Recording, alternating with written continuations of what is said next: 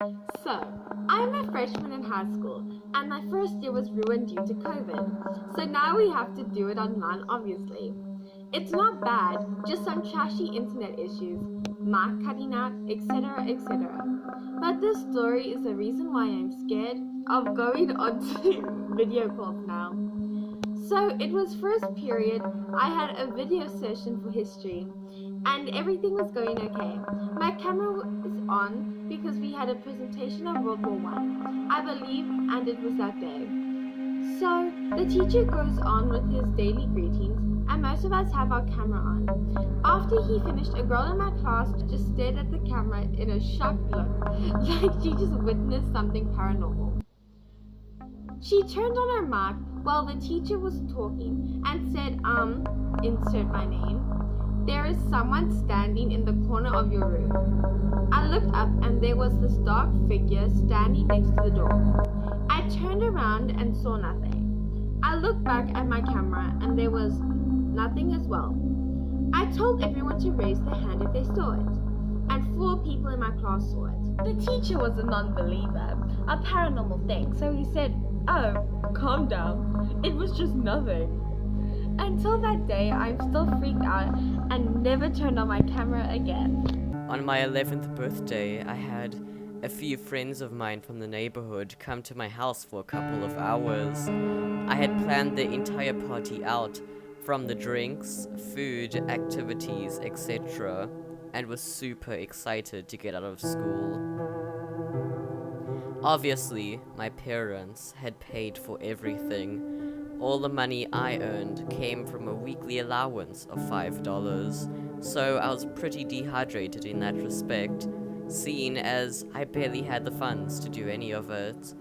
3 o'clock finally rolled around. My friends came over, and it was all fun and giddy, until a few hours later, my ex-friend, let's just call him N, was the only person left at my house by the time 6 o'clock struck.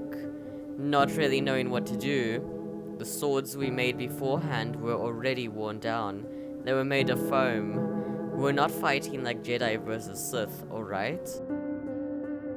We decided to hop on our bikes and just explore the already charted twists and turns of our neighborhood. After about an hour of just aimlessly cruising around the streets, we eventually agreed to head to our old friend's street.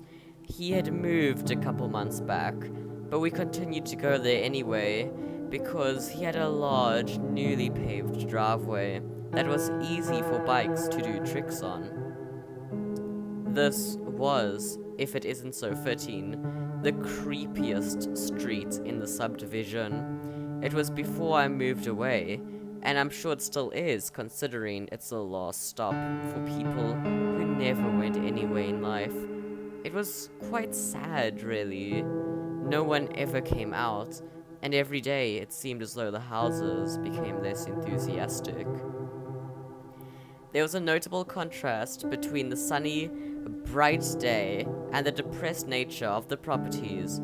We decided to do a few tricks on the driveway, and considering the fact that the street was practically right next to mine, we didn't think there was any threat of, for lack of a better term, bad people.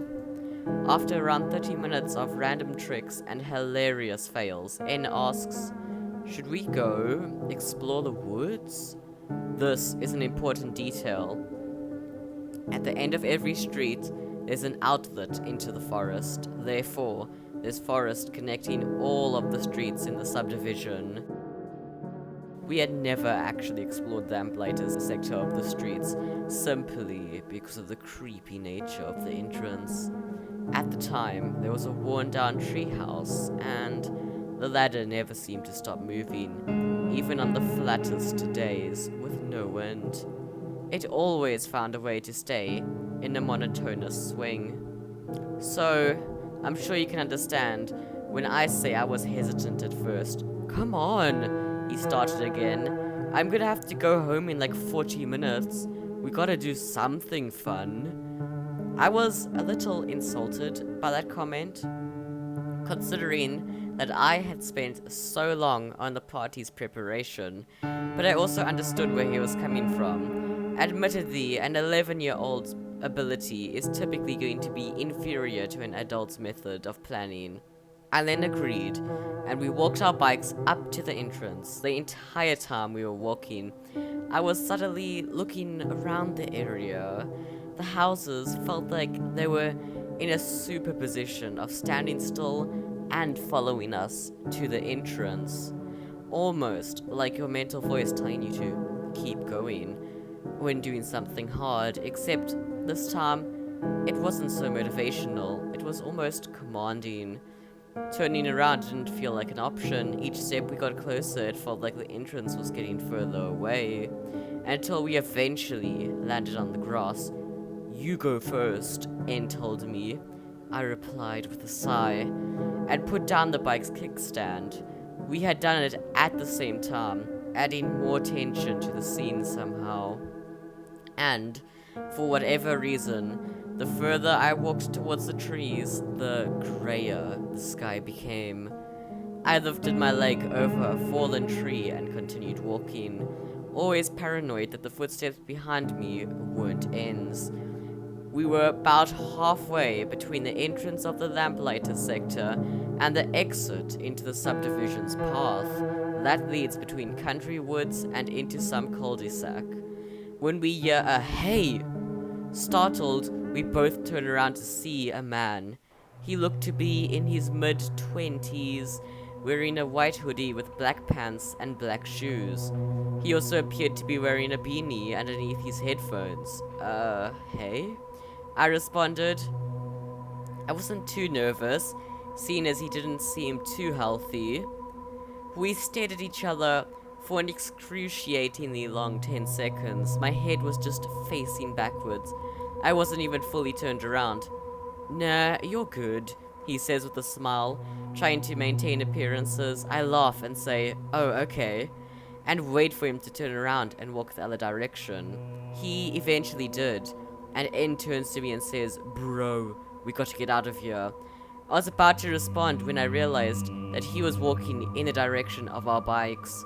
I'm not a believer in the paranormal, but I was getting a seriously bad vibe from the surroundings.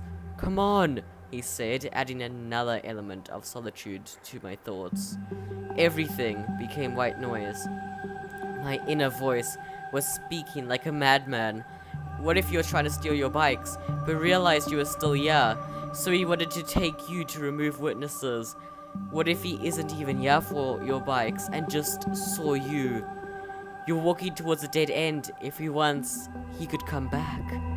Everything comes back when N shakes my shoulders and asks, "Bro, you good?"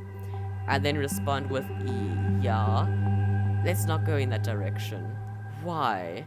I didn't want to tell him what I had just thought, so I gave him the obvious explanation. "Well, he's going that way, right? That's pretty counterintuitive." I think it was here that he realized that I was hiding something and began to panic. "Okay, we gotta go." I looked over to the fence to our left and said, "Get climbing." He didn't want to because he was scared of the chickens. After a few more seconds of debate, we decided to just keep going straight. About half a minute later, we had calmed down. We would just do a loop and pick up our bikes. We were approaching the fence when we hear a "hey." It sounded incredibly loud. So loud, in fact, that our short was yelled directly into my ears. We both turned around at the same time to see absolutely nothing. I was freaked out. We stood still for a minute to try and listen for footsteps, when I hear something said across the way at someone's back gate. Most of the houses here had backyards that led into the woods, and they were on the right and the left, pretty much sandwiched between the two streets. "They are over there," I hear a deep voice say, and then see the back chain link gate slowly move open, but through the trees I could not see a person. It was at this moment that I told N to run. We ran and ran until we eventually reached the fence. We were too short, and hearing footsteps behind us, I quickly grabbed a rotten pallet and dropped it against the fence. We were trying to move as quickly and quietly as possible, as we didn't want whoever was out there to know we were escaping into another street, into the path, then into the cul-de-sac. We jump over the fence and are running into the path, careful around the corner of the house we were passing to make sure we weren't spotted by anyone that might happen to be searching the woods that day, when we saw him about 40 feet away. The man who had stopped us the first time was crouching in front of the bushes, searching for something vigorously, ripping out of the branches to see the bases. We stood still for a second, out of shock, but realized we had to make the loop and get our bikes. Surprisingly enough, those were gone. We ran back to my house and reported the incident to the police. I'm not even sure if he is still in prison.